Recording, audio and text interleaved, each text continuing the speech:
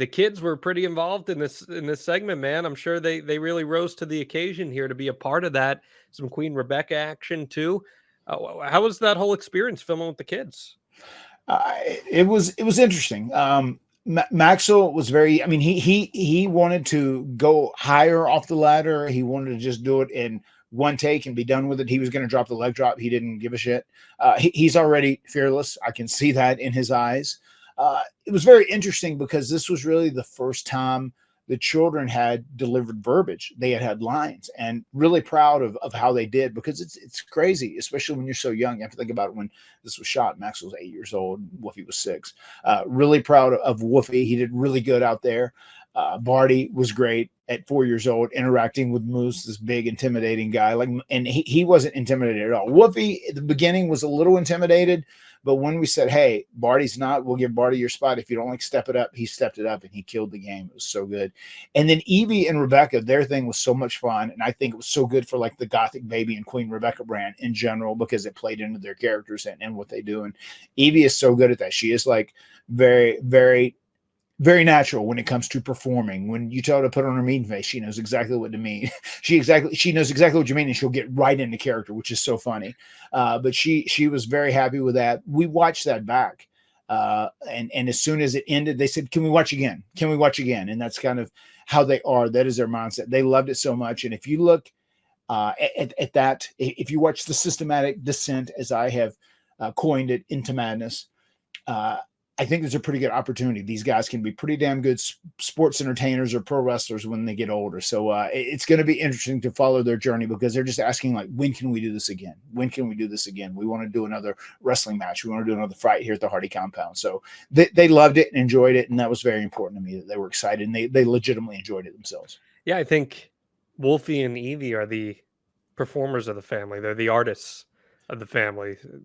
Little dramatic, maybe, Yeah, perhaps. yes, they both are. I mean, she's a girl, so she's going to be a little more emotional. She's going to be a little more dramatic. But like Wolfie is very performative, and he's also very dramatic. He's quite the exaggerator. I don't know where they could get that from, but they actually are quite good performers. And then with Barty and Maxwell, they're like going to be straightforward ass kickers, like that aren't afraid. Like especially Barty, as he gets older, they're going to be physically the guys. I think Woofy is going to be the more of the performer, or the Michael P.S. Hayes who speaks and is the charismatic guy of the group. But Maxwell and Barty are going to be straightforward ass kickers. They're both very good athletes already. When I was a baby, all babies randomly cry, they throw temper tantrums, whatever it is. Sure. And my late grandmother would always make excuses for me. And my mom would be like, why is he upset? Why is he crying? And my grandmother would say, he's a performer. He's expressing himself. And I feel like there's a hint of that going on there Of course. over at House Hardy, which is A-okay, man. They did a great job, and they should all be very proud of themselves. You And are all emoting. exactly, acting and scene. But they did a great job, and that's so cool that you got to talk about like life memories. You're gonna have that forever with them. That's so cool. Yeah, and also something I think that was very cool is like something that was very visually stimulating in this was there. Our house has been redone, so there were so many different sites that people haven't seen before. Even kind of getting that in-depth look at the arcade down there, and then into the gym, whatever. Like you saw a lot of very visually stimulating stuff in our house, and we also went over to the Legends house, which was myself and Jeff's childhood home, and we went in there, and the scene I did with Moose, where I was giving him a walk through my history down memory lane, and that was cool because that was an area that has never been part of the Hardy compound. It's never been part of the Broken Universe, and it was cool that it has now entered into the Broken Universe. Very, very cool stuff. I enjoyed it. It's campy, it's silly, it's fun, and it just pushes the boundaries on what pro wrestling can be. So that's always good. And I know you try to look at pro wrestling that way, where it can be a lot of different things. And this is just one of those flavors of ice cream that you put out at the buffet, Yes, I will say this: pro wrestling at the end of the day is entertainment, and if you're entertaining people, putting smiles on faces, and that means if watching a 5-star match, watching a banger is your thing, and that entertains you, then good for you. But also, there are other ways you can entertain people. I mean, is going to be a segment that appeals to many different people that just like the entertainment and the sports entertainment aspect of pro wrestling. You know what I mean? It was a very unique way of telling a story. And I felt like for us, it was very different because it's the first time where you question yourself, like, were these guys hallucinating? Did this really happen? Or did it happen and then they were out again, you know, after they fell into the trap of Booby? And it was fun because it was a different path. We'd never done this in the Broken Universe, so to say. And it really cues up tonight's match once again, which I'm so happy and so proud of TNA that it is sold out. Over 1,300 people are going to be in that venue. So it's a very, very cool deal.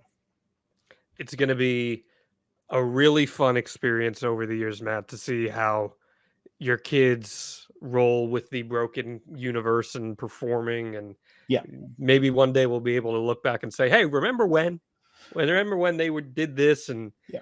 You know, that's so cool. I love that. And I popped at Senor Benjamin watching the Final Deletion on the big screen too, and even cropping out the little Pop TV logo that was just in the corner. I was like, man, what a throwback to yesteryear that was.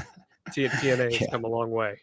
Good utilization of everyone. We had Senor Benjamin had a very busy. He had some stuff that was going on that night, so he had a cameo. Vanguard 1 had a cameo. You know, the Lake had a cameo. It's funny, the cross that was in the background behind the lake. I don't know if you caught that or not. Yes. Jeff just built that. He had just like constructed that, right? And he just said, hey man, if you guys, when you're shooting out there, try and get my cross in. I'd really like to get that in. That'd be so cool. He was so happy that made the cut. So there's a Jeff Hardy cameo in there. Yeah, there's a couple Jeff Hardy cameos for sure. References, some Easter eggs, Jeff Hardy Easter eggs, and even like the Easter egg, I think was so cool. We put a lot of thought in this. Like when Brian Myers, if you look and you pause, when Brian Myers is picking up each figure, it's like the evolution of Matt Hardy. It's like Matt Hardy starting, and then the next one, and they almost increase in value with each one too. You know, with the one that he picked up and said, "Well, that's an upgrade." Was that the Major Bendy figure?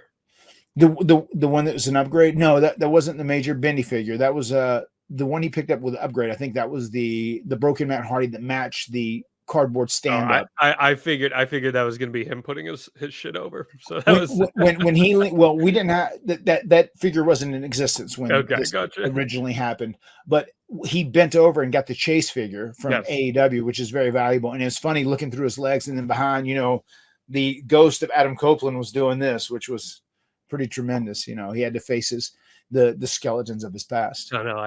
I know the school of Cardona and Myers marketing, and I figured that was going to be their way into that. But that's great stuff, man. I love it.